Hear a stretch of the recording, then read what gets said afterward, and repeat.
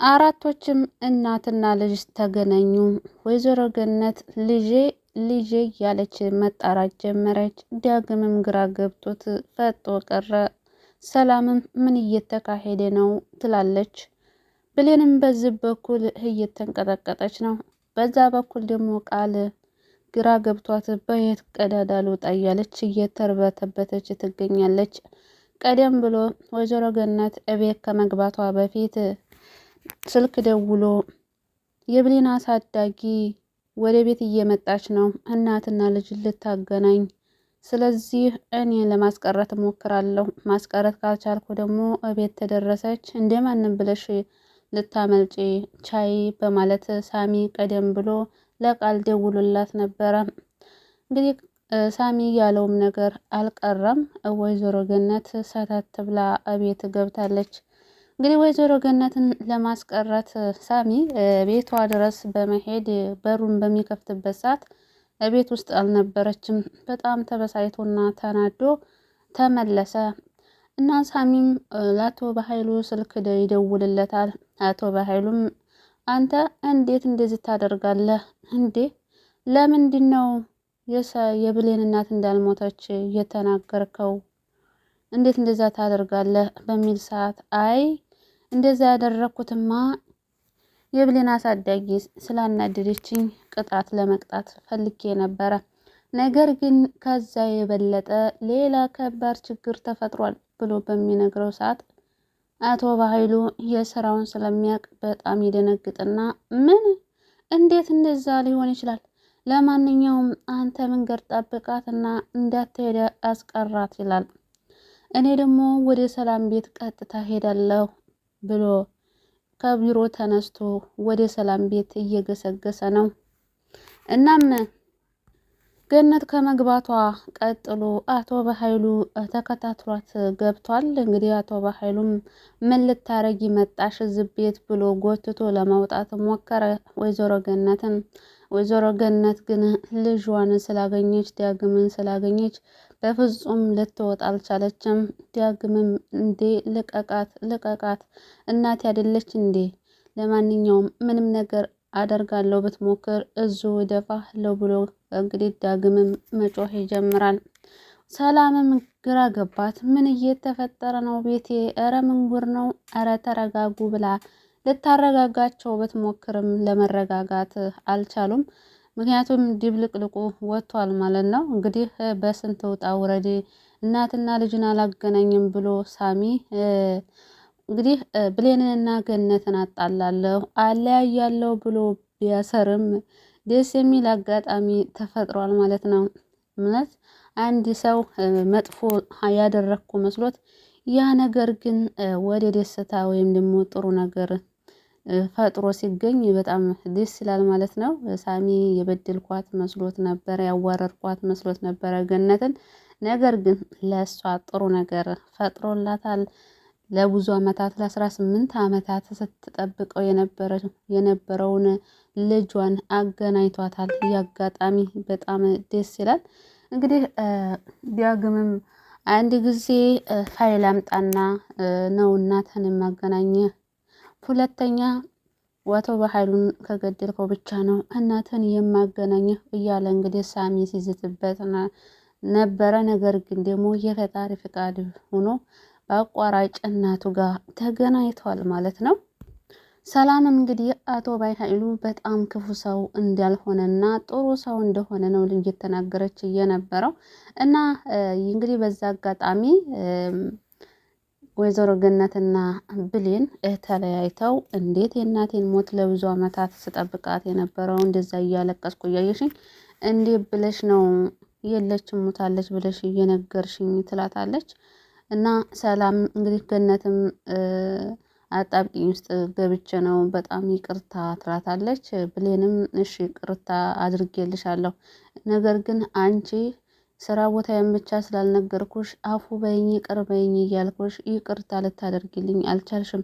ከዚህ በኋላ አይኔን አታየውም እቤትሽም አልረግጥም ብላ ነበረ ጥላት ሄደችው። እናም ቀጥታ ወደ ቤተ ክርስቲያን ነበረ ብሌን የሄደችው ፈጣሪዋን ስትማጸን። በዛ እንግዲህ እያለቀሰች ባለችበት ሰዓት ዳግም ስልክ ይደውልላትና እንዴት ነሽ በሚላት ሰዓት እያለቀሰች ነበረ ስልክ ያወራችው። እሱም በጣም ተደናግጦ ለኔ ብላ ነው ብሌን እያለቀሰች አለችው ይልና ስልኩን ከዘጋ በኋላ ቀጥታ ሰላም ቤት ይሄዳል። ሰላም ቤት በሄደ ሰዓት እንግዲህ ለምን መጣ አንተ ደግሞ ቤቴን ለቀህ ውጣ ብያህል ነበር እንዴ ብላ ስትጮህበት፣ በጣም ይቅርታ ሰላምዬ፣ ግን ደግሞ ብሌን እንዲህን አይደለችም ይላታል። ሰላም ድንግጥ ትልና ምን ሆነችብኝ ልጄ? ምን ሆና ነው? እኔ እንጃ እሷ ትናንትና በተናገርሻት አኩርፋ እንግዲህ ቤተ ክርስቲያን ሆና እያለቀሰች ነበረ ያገኘዋት። በዛ ላይ ደግሞ ከእናቷ ጋር ተጣልታለች። የምትገባበት እኮ የላትም እና ይቅርታ ታደርግላትም ስላት፣ እሺ በቃ አሁን እደውልላታለሁ ወደዚህ ትመጣለች ብላ ሰላም ስልክ ትደውልና ብሌን እንድትመጣ ታደርጋታለች እዛ ቤት በመጣይ ሰዓት ግን ቃል ተብዬዋ በቃ ምን ጭቅጭቅን ያደረገቻት። እንዴት ትቀመጫለሽ? እዚህ ልትቀመጭ ነው እንዴ የመጣሽው? እናቴ ስራ እየሰራች አንቺ ዝም ምን ትሰሪያለሽ ሶፋ ላይ ተቀምጠሽ? የአንቺ ቦታ እኮ ኩሽና ነው እያለች ማሸማቀቅ ትጀምራለች። እንግዲህ ሰላም ወጥ ቤት ምግብ እየሰራች ባለችበት ሰዓት እንግዲህ ቃል መርዝ የምታደርግበትን ብልቃጥ አግኝታ ይዛ ትመጣለች። እሱም ታዲያ ብሌንን ይሄ ምንድነው ብልቃጥ? ያንቺ ነው እንዴ? ያንቺ እቃ ነው ስትላት እንግዲህ ቃልና ብሌን አይን ላይን ይፋጠጣሉ። እንግዲህ ብሌን የዋህ ልጅ ስለሆነች ለቃል ብላ ትሸፍንላታለች። አወይኔ ነው ሕክምና አዞልኝ ነው ግን አሁን አልፈልገውም ትላታለች። እሺ ካልፈለግሽው ልጣለው እንዴ ስትላት፣ ሰላምም አይ እንድጥለው አልፈለገችም እና ምክንያቱም ይሄ የተሳሳተ ነገር ሊሆን ይችላል፣ መድኃኒት ላይሆን ይችላል። ስለዚህ እናትና ልጅ ባለፈው ላጣላቸው ነበር፣ አሁንም መጣላት የለባቸውም ትልና ይቀመጥ ትላለች። ቃል ግን የብሌን እንደዛ ማድረግ የሆነ ተንኮል ያሰበች መስላ፣ አቤት ለኔ ያሰበች መስላ ነው ወይስ የሆነ ነገር ያሰበችው ነገር አለ ብላ ምንም አልተዋጠላትም። ምክንያቱም ክፉ ሰው ሌላ ጥሩ ሰው ሲሆንለት እንደራሱ ስለሚመስለው አያምንም ሰው ማለት ነው። ዳግም ታዲያ አሁን ብሌን ከመጣች በኋላ ወደነ ሰላም ቤት ይመጣል። እንዴነስ ብሌንዬ ተረጋጋሽ አይዞሽ እያላት እያለ ቃል ትመጣና ቆይ ልጅ ግን ቆይ ከሷ ምን ፈልጎ ነው? እኔ መሰለሽ ቆንጆ ልጅ ተቀምጬ እሷን የሚለው ምንድነው? አሁን ማይችል ልጅ አመናጭቄ ከዳግም አጠገብ ማራቅ አለብኝ ብላ ታስብና ሂጂ እንጂ ቅድም ያዘዝኩሽን አሰሪም እንዴ ትላታለች። ብሌንም ግራ በመጋባት ምን አዘሽ ነበር? ያዘሽ ነገር እኮ የለም የምታዝኝ ካለም ንዘዥ ትላታለች። በቃ ሻይ አፍሊለት ሻይ ስትላት ዳግምም በረካ ይሁንና አይ እኔ እኮ ሻይ አልወድም ይላታል።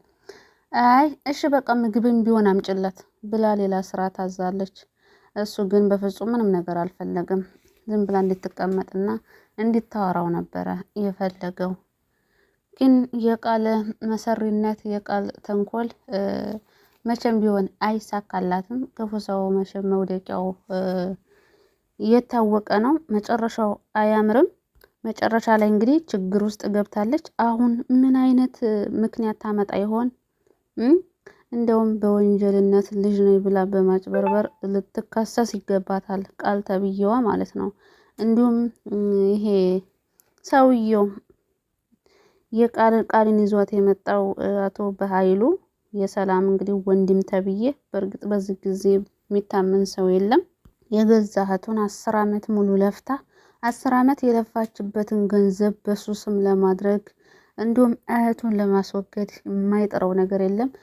እስካሁን ድረስ ራሱ እህቱን ያላስወገዳት ያው ገንዘቧ በእሷ ስም ስለሆነ ወደ ልጇ ስም እስከምታዞር ድረስ ነው። ይሁንና አቶ በኃይሉ ምንም አይሳካለትም። ሰላም ራሱ ብትሞት ራሱ ገንዘቡ የእሱ አይሆንም። ምክንያቱ ደግሞ ቃል የያዘችው መረጃ በጣም ከባድ ነገር ነው። በዛ ላይ ሳሚንም የምታስፈራራበት ነገር አለ።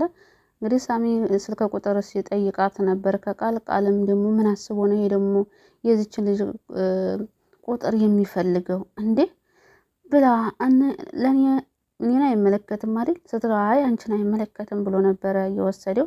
ነገር ግን የብሌን አሳዳጊ ወደ እነሱ ቤት መምጣቷን ስትሰማ ቀጥታ ትዝ ያላት የሳሚ ስልክ ቁጥር የብሌንን ስልክ ቁጥር መቀበሉ ትዝ ይላታል። እና እንግዲህ ችግር ተፈጥሯል።